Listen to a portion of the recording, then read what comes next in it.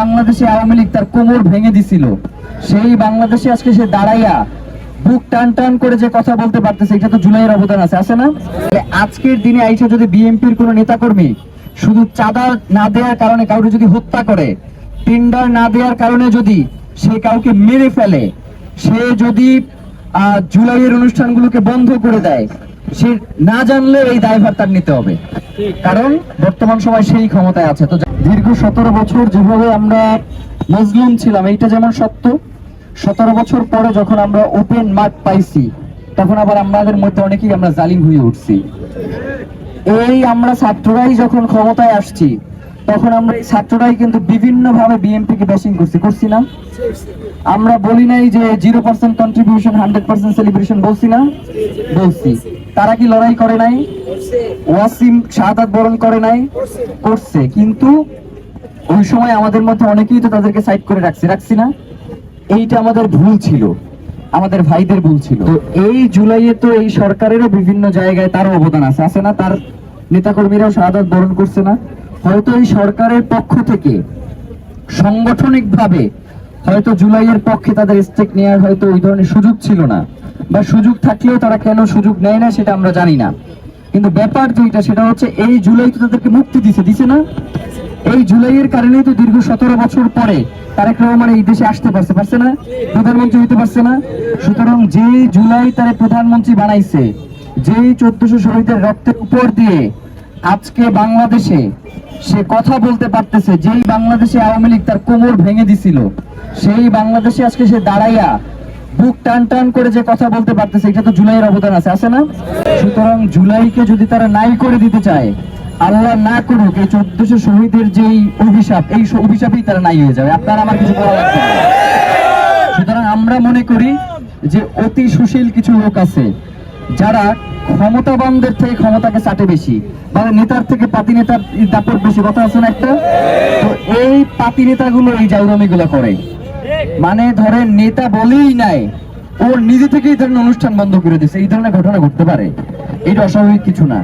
তো আমরা চাই, যেহেতু এই নেতাকর্মী আপনারই, আপনি এদেরকে বিভিন্ন পদ পদবীতে রাখছেন, যার কারণে তারা যাতে কোনোভাবে আপনার মান ক্ষুণ্ণ করতে না পারে, এই জন্য তো আপনাকেই ব্যবস্থা করতে হবে না?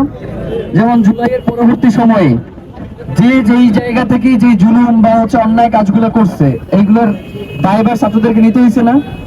তাহলে আজকের দিনে আইসা যদি বিএনপির কোন নেতাকর্মী শুধু চাঁদা না দেওয়ার কারণে কাউকে যদি হত্যা করে, টেন্ডার না দেওয়ার কারণে যদি সে কাউকে মেরে ফেলে, সে যদি জুলাইয়ের অনুষ্ঠানগুলোকে বন্ধ করে দেয়, সে না জানলে এই দায়ভার তার নিতে হবে, কারণ বর্তমান সময় সেই ক্ষমতায় আছে। তো যার কারণে আমরা চাই সরকারের এইখানে ভীষণ আন্তরিকতা প্রয়োজন, কারণ আমাদের তরুণ জনসংখ্যা হচ্ছে 63%, এটা তার মনে রাখতে হবে, যার কমপক্ষে 50% এই জুলাইয়ে সরাসরি অংশগ্রহণ করছে।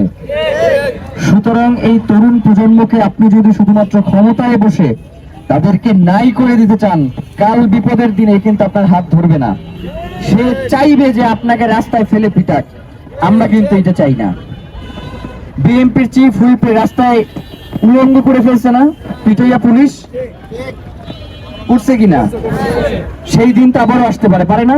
কিন্তু আমরা কি সেই দিন চাই? আমরা চাই বাংলাদেশে যারাই এই আধিপত্যবাদের বিরুদ্ধে লড়াই করেছে, যারাই এই স্বৈর শাসনের বিরুদ্ধে কথা বলেছে, সবাই মিলে একটা সুন্দর রাষ্ট্র চাই।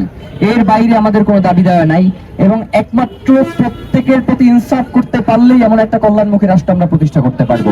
সুতরাং আমাদের প্রত্যেকের নিজ নিজ জায়গা থেকে আমাদের ইনসাফের লড়াই চালাইতে হবে, এবং সকল অন্যায়ের বিরুদ্ধে আমাদের জোর গলায় কথা বলতে পারতে হবে। জুলাই আমরা বলছি না, হাসিনার কি আমরা গুনছি?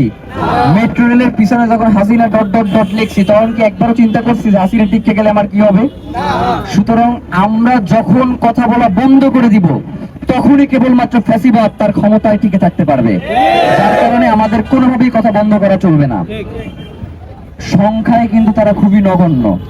একটা ওয়ার্ডে ধরেন ক্ষমতাসীন যারা আছে, তাদের দলের নেতাকর্মীর সংখ্যা কত? সর্বোচ্চ গেলে 100, 200, 300, কিন্তু একটা ওয়ার্ডে কি 300 জনগণ বসবাস করে? এই 300 জনগণ যখন একসাথে মিলে প্রতিবাদ করবে, তখন ও যত বড় ক্ষমতাবান হোক না কেন, মানে 300 নেতাকর্মীর বিরুদ্ধে যখন সাধারণ জনগণ প্রতিবাদ করবে, তখন সে যত বড় ক্ষমতাই হন না কেন, বা সে যত বড় ক্ষমতায় ওন করুক না কেন, তাকে সেই ক্ষমতার কাছে হার মেনে জনগণের কাতারে এসে দাঁড়াইতে হবে।